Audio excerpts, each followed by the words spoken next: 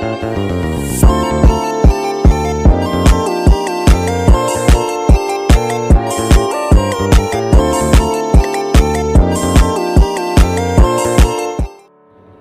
assalamualaikum warahmatullahi wabarakatuh. Perkenalkan, nama saya Muhammad Ceta Satrio dengan nomor NIM 204220079, diampu oleh Bapak Tio Gusti Satria, mata kuliah Pendidikan Kelas Rangkap.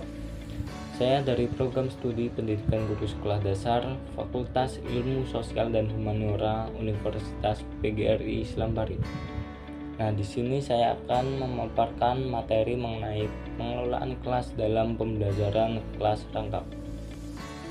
Adapun pengertian dari ruang pengelolaan kelas yaitu menurut Made Bidarta dalam Jamarah 2010 halaman 172, ia mengatakan bahwa yang dimaksud dengan pengelolaan kelas adalah proses seleksi dan penggunaan alat-alat yang tepat terhadap problem dan situasi kelas.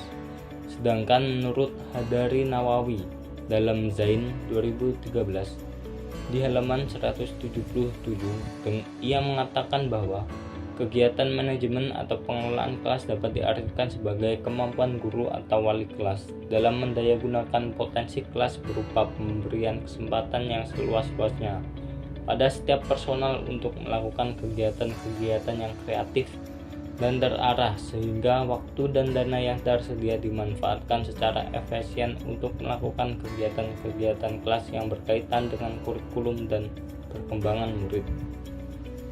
Nah, berdasarkan pendapat para ahli di atas, maka dapat kita simpulkan bahwa pengelolaan kelas merupakan usaha sadar untuk mengatur kegiatan proses belajar mengajar secara sistematis yang mengarah pada penyiapan sarana dan alat peraga, pengaturan ruang belajar, mewujudkan situasi atau kondisi proses belajar mengajar berjalan dengan baik dan tujuan kurikuler dapat tercapai. Penataan ruang kelas. Tujuan dari penataan ruang kelas ini bertujuan untuk menciptakan suasana belajar yang kondusif, di mana siswa dapat berinteraksi dengan lingkungan belajar mereka secara lebih efektif.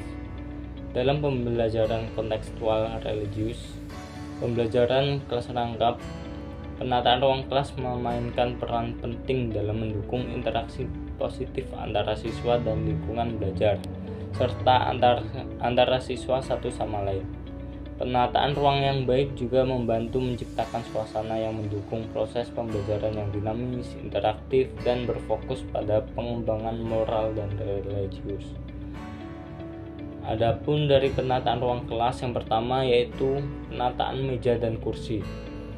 Meja dan kursi diatur dalam format yang mendorong interaksi dan kolaborasi antara siswa, seperti pengaturan kelompok atau formasi lingkaran.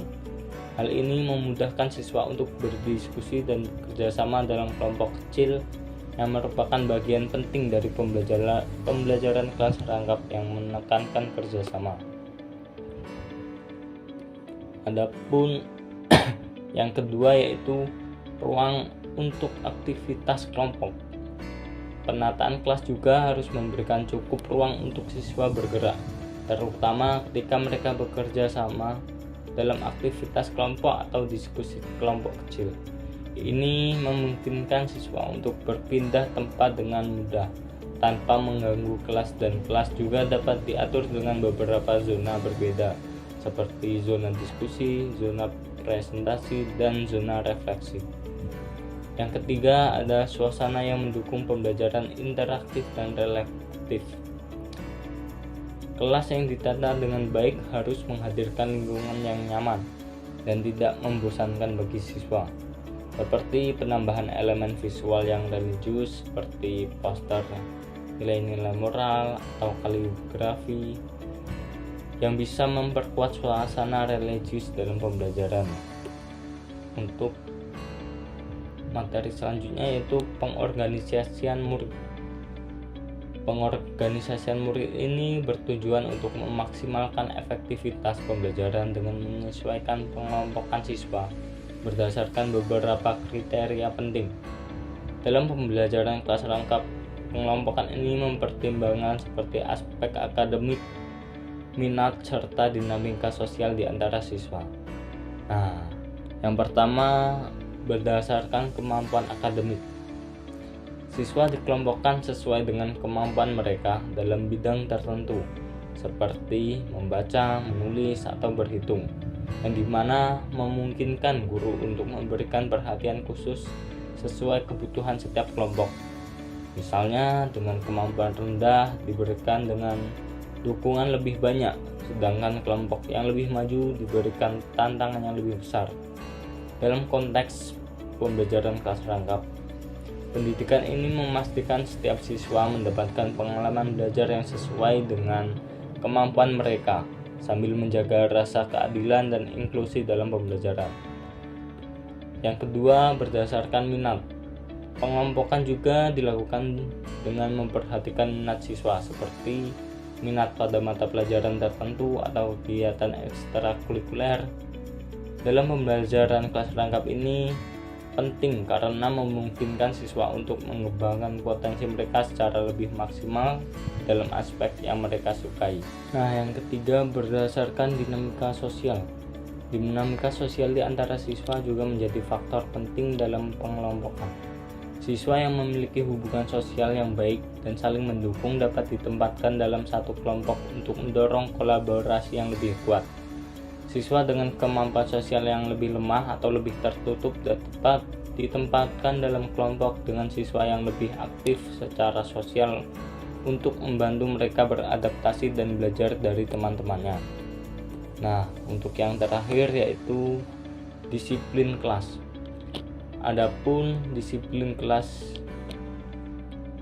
sebagai berikut. Yang pertama yaitu pembagian waktu yang jelas. Nah, dalam kelas rangkap, guru harus merencanakan alokasi waktu dengan tepat untuk setiap kelompok. Siswa harus diberi pemahaman sejak awal mengenai jadwal dan tahapan kegiatan, sehingga mereka mengetahui kapan giliran mereka mendapatkan perhatian penuh dari guru dan kapan mereka diharapkan bekerja secara mandiri. Pemahaman tentang alokasi waktu ini akan mencegah kebingungan dan potensi gangguan dari siswa yang sedang menunggu giliran. Yang kedua, aturan yang konsisten.